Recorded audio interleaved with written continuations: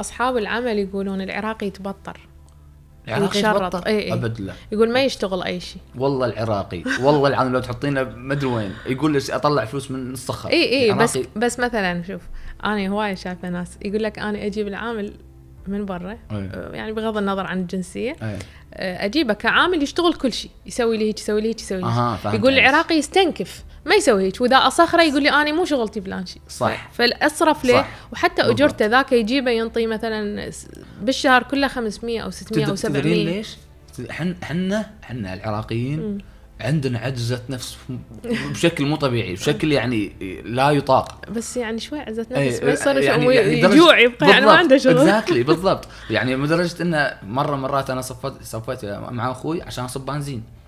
الرجال عراقي اللي يصب البنزين لك يقول لي يوسف لازم ننزل معاه، إذا ما نزلنا معاه ووقفنا معاه يحس إنه بإهانة.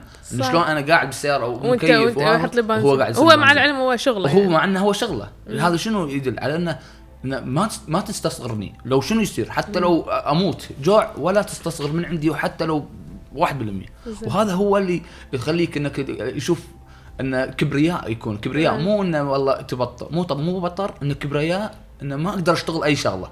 أحيانا شغلات وايد هني بكندا بس يكيفون عليك العراقيين. لا والله هذا حقيقة، والله العظيم هذا حقيقة، وما قاعد أقولها مجاملة بأي شعب أو أي شيء. هذا أنا شفته وهذا أنا أحسه.